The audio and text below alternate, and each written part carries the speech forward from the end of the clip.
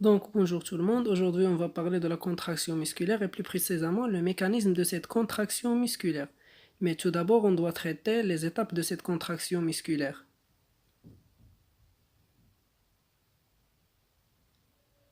Donc, comme vous le savez, on a ici les myofilaments de myosine et les myofilaments d'actine, avec la présence des deux stries Z. Donc, entre les deux stries Z, c'est ce qui s'appelle le sarcomère. Il constitue une partie sombre, comme vous le voyez, et deux parties qui sont claires. Donc, c'est un schéma d'un sarcomère au cas de repos, au relâchement du muscle. Dans le cas de contraction musculaire, on a le raccourcissement du sarcomère avec le rapprochement des deux stries Z. Et on constate que les deux parties claires ont diminué de longueur, par contre que la partie sombre n'a pas changé.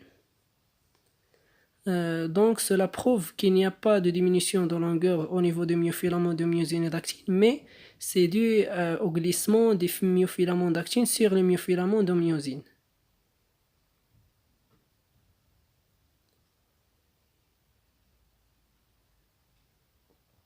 Donc la contraction musculaire consiste le glissement des myofilaments de myosine sur l'actine.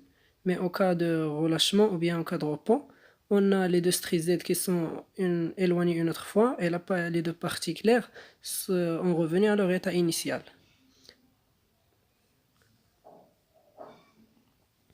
Donc comme vous le constatez, il n'y a pas de changement.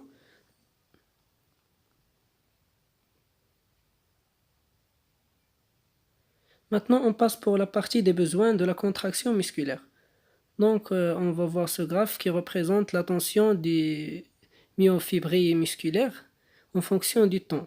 On a après l'ajout d'ATP et de calcium Ca2+, l'augmentation de la tension, donc le raccourcissement du muscle.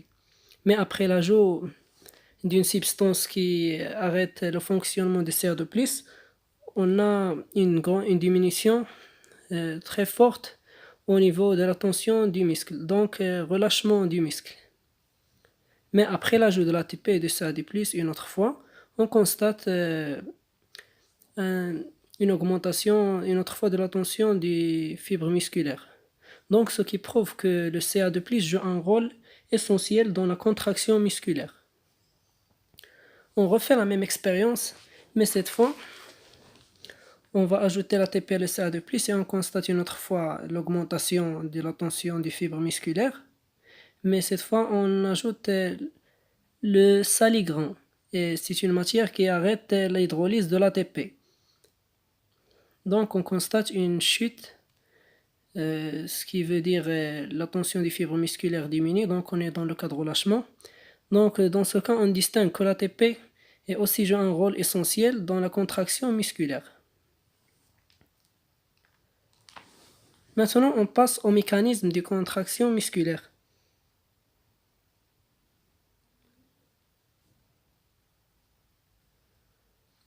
On a en absence des ions de Ca2+, les myofilaments d'actine et les molécules d'actine, qui est la molécule de troponine et le fil de tropomyosine.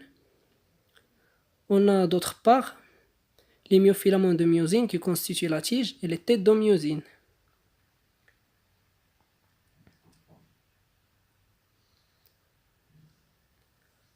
On a l'ATP qui joue un rôle important. Il va se coller sur les têtes de myosine.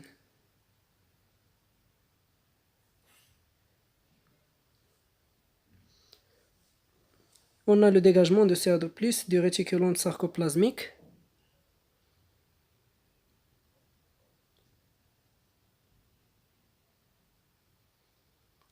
Puis on a l'hydrolyse de l'ATP qui va donner l'ADP plus P avec une grande énergie libérée.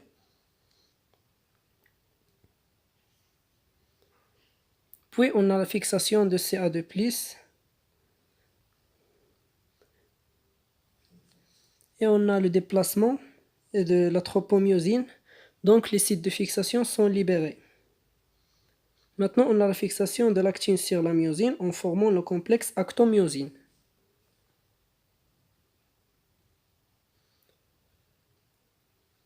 Maintenant, dans cette étape, on a le dégagement de l'ADP et le PI.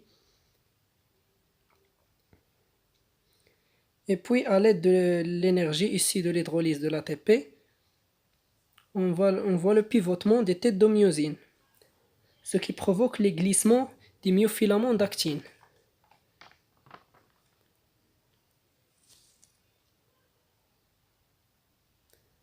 Et donc, cette procédure se refait une autre fois, car on a la fixation d'une nouvelle molécule d'ATP sur la tête de myosine et puis le détachement de cette dernière.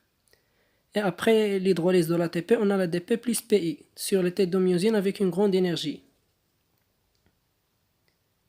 Et cette énergie chimique contenue dans l'ATP est convertie en énergie mécanique au niveau de chaque sarcomère, comme vous le constatez, et ça entraîne son raccourcissement.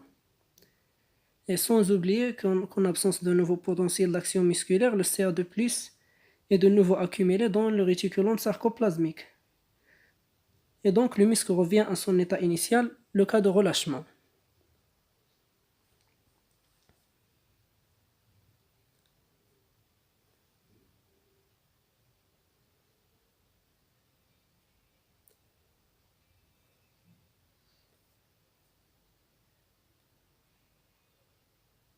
Donc c'est tout pour cette séance et merci pour votre attention.